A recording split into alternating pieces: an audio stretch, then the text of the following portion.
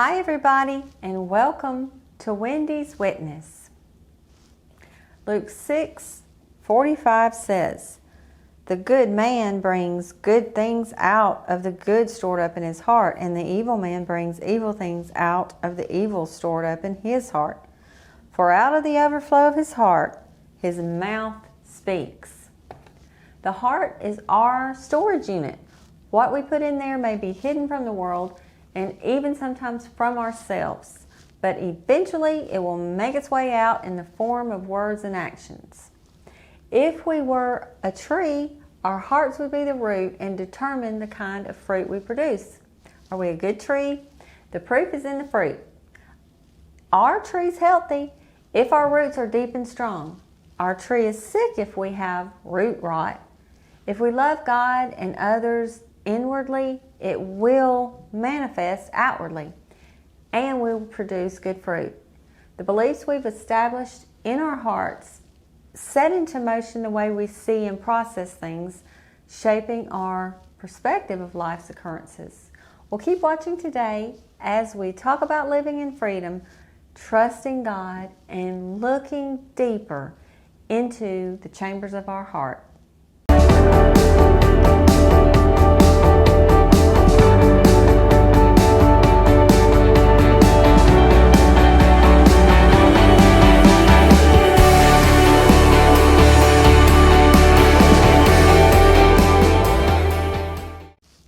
Let's read Psalm 139:23 and 24.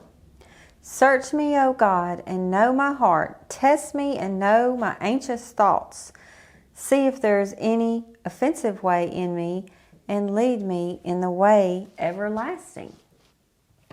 Who among us would have the courage to honestly pray this psalm? For God to search your heart and test you, know your anxious thoughts? The truth is, God knows us better than we know ourselves, and this request is for our benefit. Whatever your anxious thoughts are reveals the areas that you're not fully trusting God. Whatever you worry about, you still have a grip on.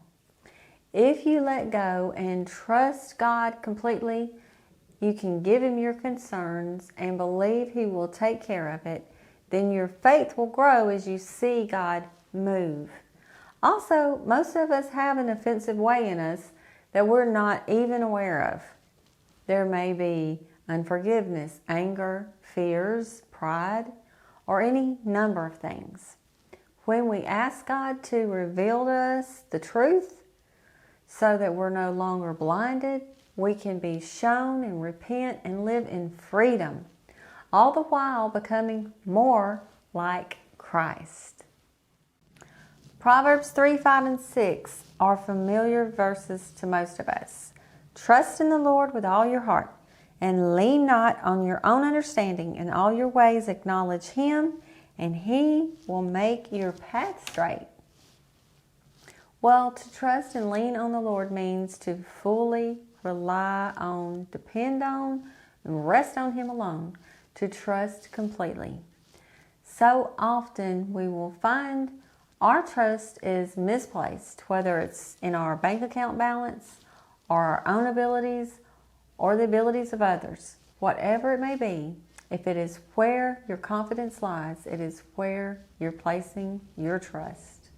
We may reason and plan for our future, but if we're not asking God to lead us by acknowledging Him, we can be missing out on the good plans that God has for us.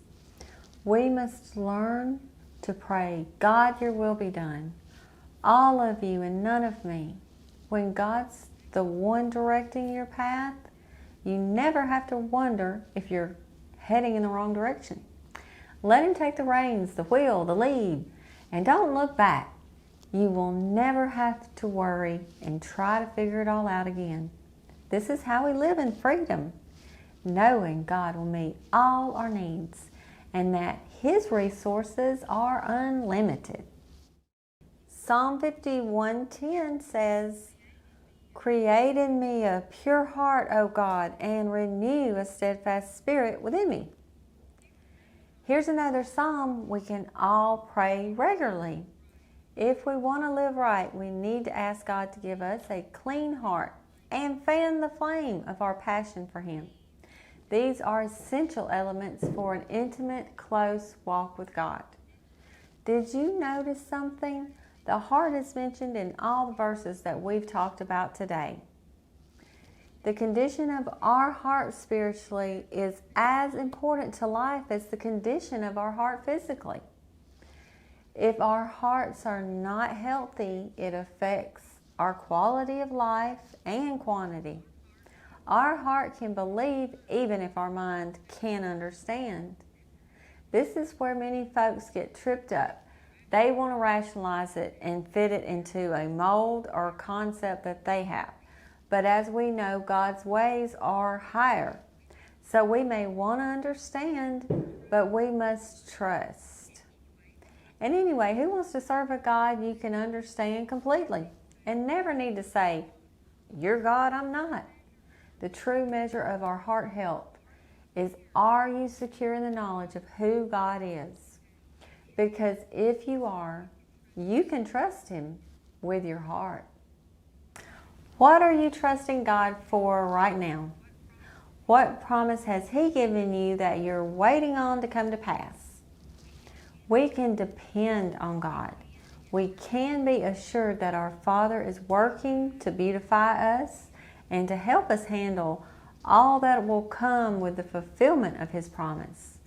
Sometimes this means we will learn things while we wait about ourselves. God will show us things about ourselves that we need to keep in as well as keep out.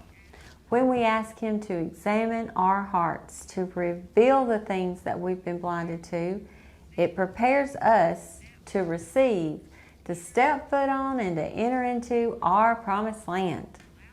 Allow the potter to mold you. Give Him all of you and start with a heart. Well, thanks for watching. God bless you. And I'll see you next week. Remember, we are all witnesses.